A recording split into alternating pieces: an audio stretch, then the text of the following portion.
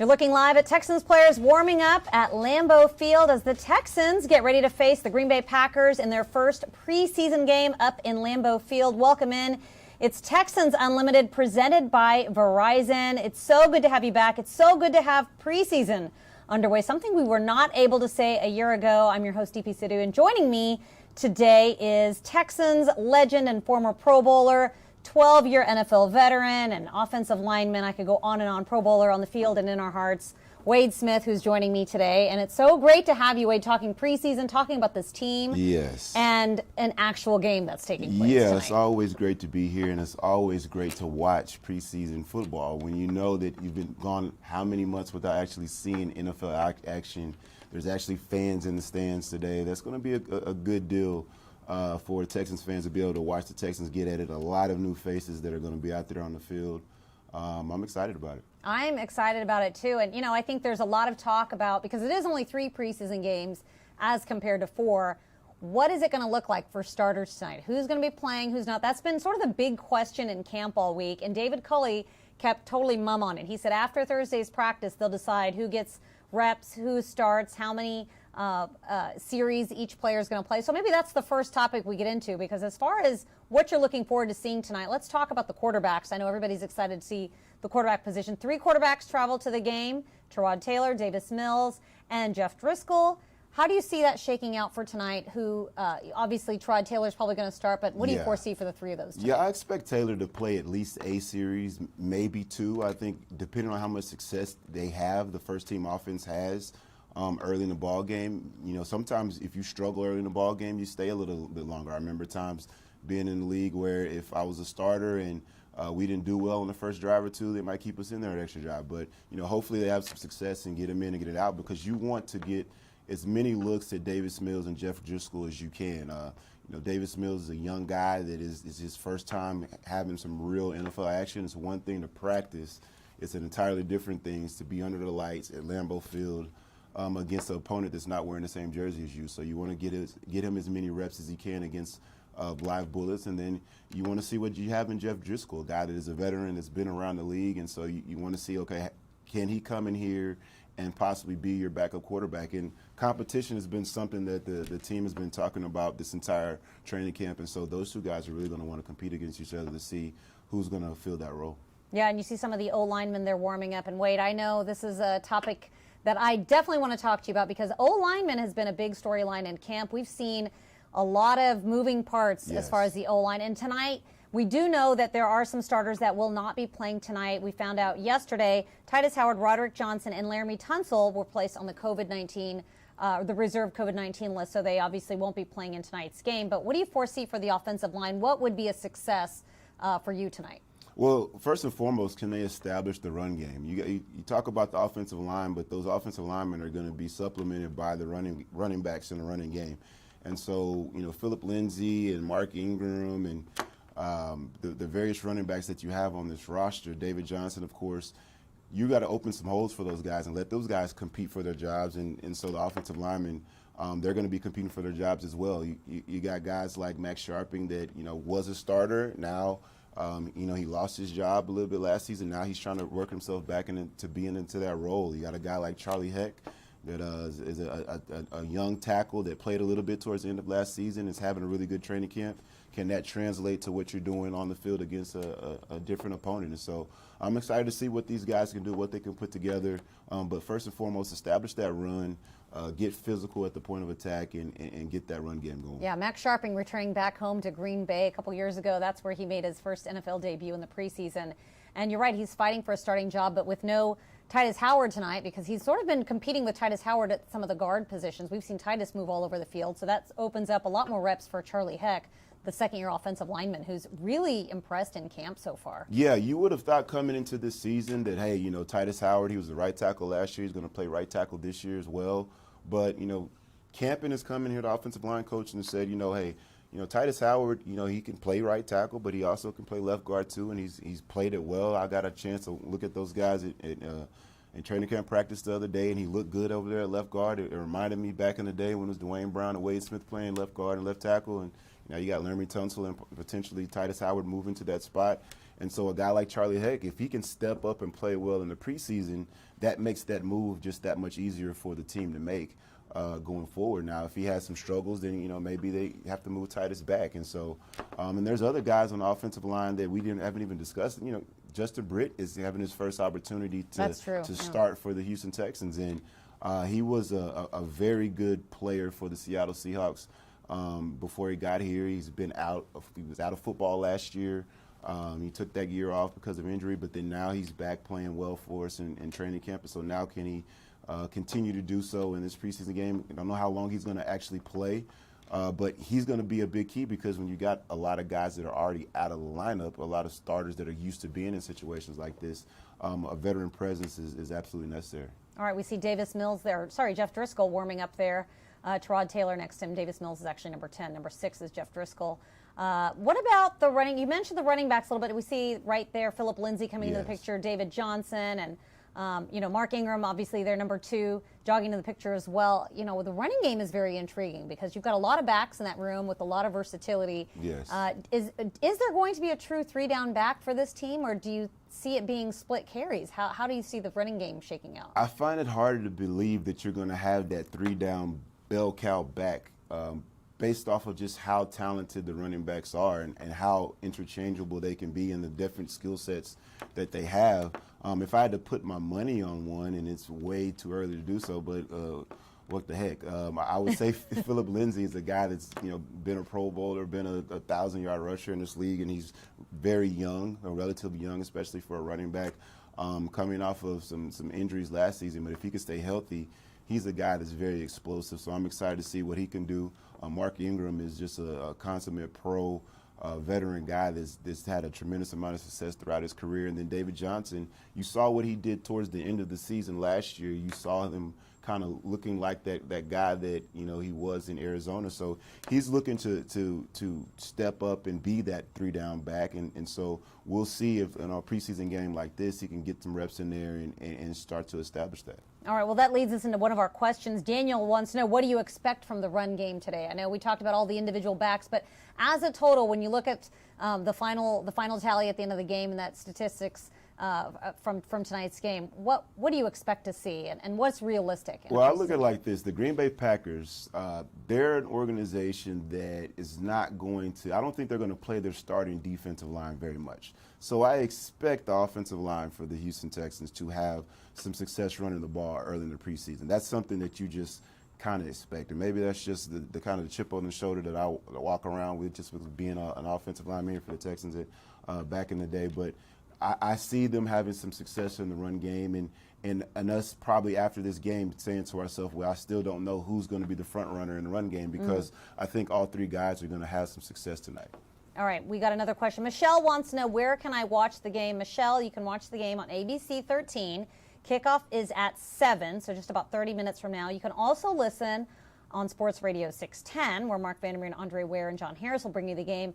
Or you can just download the Houston Texans mobile app wherever you are and just click on the radio button at the top and you can listen there. So plenty of options to watch the game. Dale wants to know, who do you think will be the sleepers of the game? This is always intriguing in preseason because we get this question in camp all the time.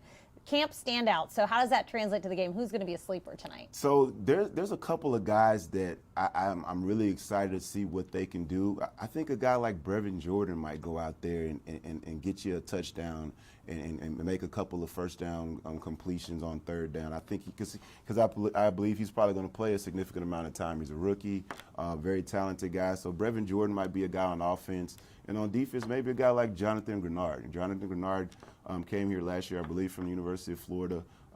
He was an outside linebacker last year. Now he's kind of putting his hand in the dirt because of the change in defensive scheme.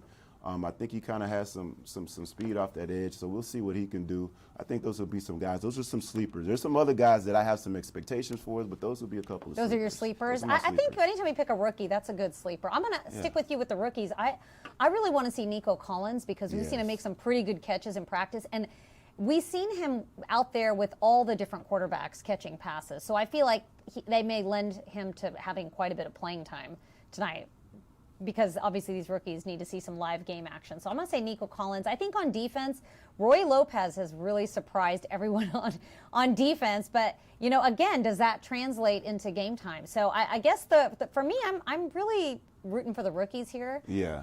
Generally, you don't see, it's a little bit of a uphill battle for rookies. It's not that easy, but I feel like they've had such a good camp so far that we'll see some flashes from them tonight. So this is the thing. Roy Lopez and Nico Collins, both of those guys have had a good deal of success in this training camp.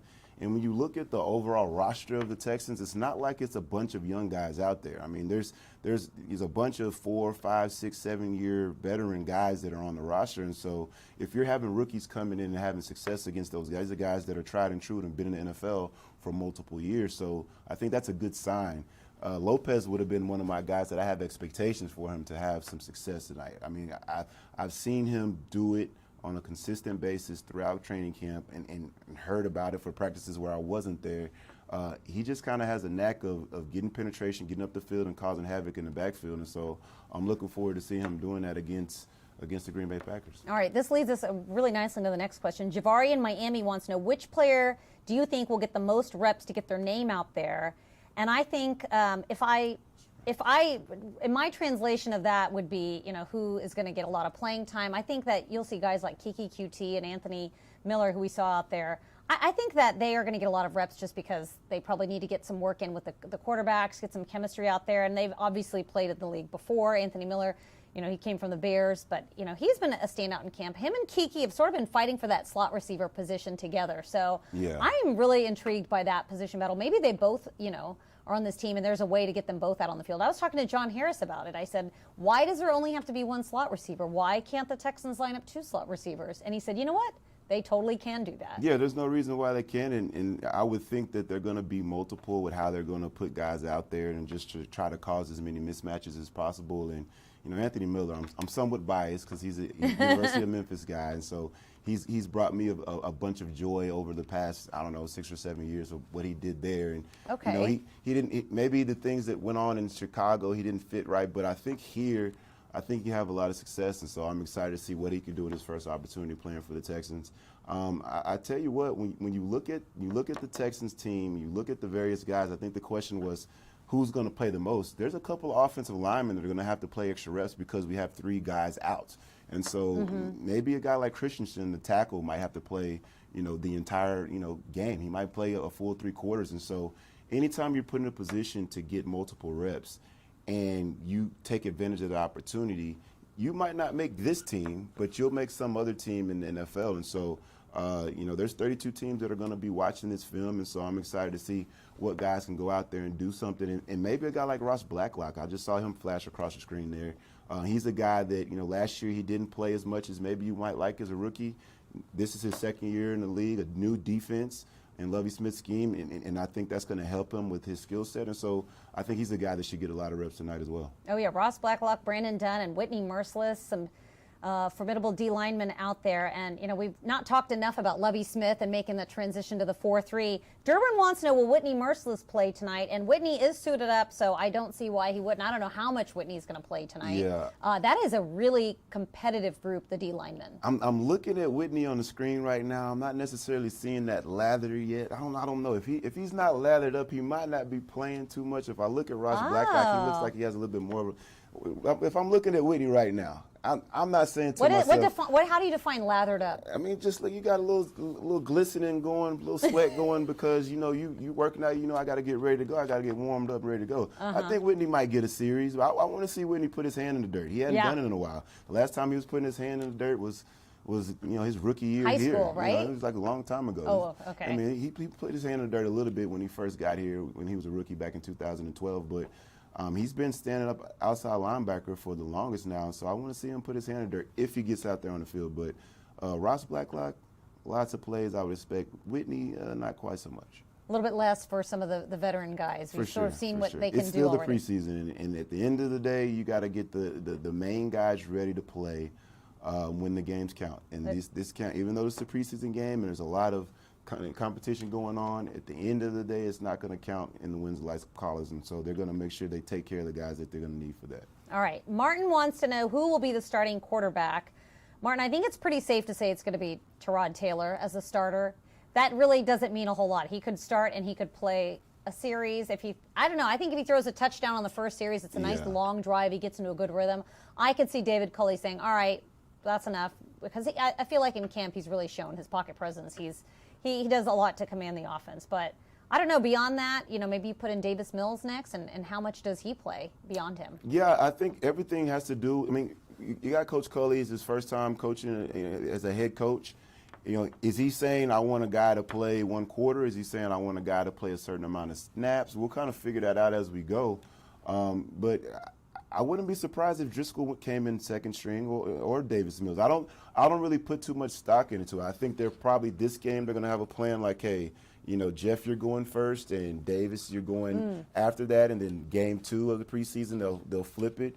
And they'll give the guys the same amount of opportunities to play with the same group of guys around them so that they can kind of judge them off of one another and make it a fair competition. And so I wouldn't read too much into it who comes in after Tyrod Taylor starts his game. Oh, that's a good point. And Davis Mills, we've talked about sort of the camp that he's had. Started off a bit rough. He had some days where there were a lot of interceptions, but then it seems like in the last few days he's really sort of come into his own. He's done a little bit better job taking care of the ball. He seems to have a better command of the offense. So he has shown improvement, but obviously game time is going to be where it really matters for him. But I would say Tyrod Taylor for tonight. All right, we've talked about the rookie.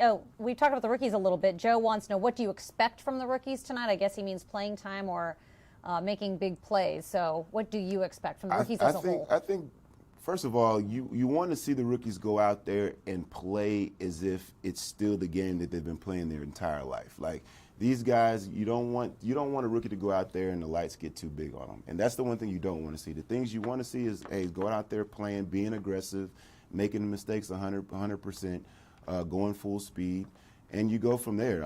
I think Brevin Jordan is a really talented guy, and so I think he's going to have opportunities to make plays. I think Lopez and Collins, those guys have had really good training camps to this point, so I expect them to go out there and play well. Now, will they actually do it? That's why we sit here and watch the games. That's the fun thing about it. We can talk about it all we want, but those guys get an opportunity to go out there and actually do it. And so I'm excited to see what they can put out there on film. All right, what's your key to the game for tonight? The key to the game is, first of all, protect the football. That's always going to be a key to the game. If you are somebody that handles the football, protect it, because that's the quickest way to lose a job. If you give the ball away, they won't give you many opportunities to actually continue to do so. And so that's a big thing for all the guys out there. Hey, if you're talking about there's so much competition with this team, with this roster, protect the football at all costs, and then take it away. Lovie Smith is a new defensive coordinator here with the Houston Texans, and he's big on getting turnovers, and you've seen that's been kind of a big thing, a theme of things that's been going on in training camp. You want to see the same thing going on today. Let's pick off Jordan Love and make the Packers fans nervous about Aaron Rodgers not being here next year. All right, I like those keys. I'm going to say get the run game going, because I think that's been a topic that we've talked about the entire offseason and a lot last year. So it'd be nice to get the run game going, maybe even score on the opening drive, because that was a big issue in last year, especially in years past. All right, we're going to wrap it up. For those of you just tuning in, you can tune into the game. Kickoff starts in about 20 minutes on ABC 13. You can listen on Sports Radio 610. You can also download the Houston Texans mobile app and watch and listen there. But that's going to do it for Texans Unlimited, presented by Verizon. Thank you so much to everyone that worked on the show: Jay McDevitt, Amanda Caffey, Einav Leibowitz, Alex Lozano, Tyler Sedarth. We've got a number of people that work on this show to make it possible. And thanks so much, Wade Smith, for joining us as always. We'll be back next week for next week's game. For now, thank you so much for watching, and as always, go Texans.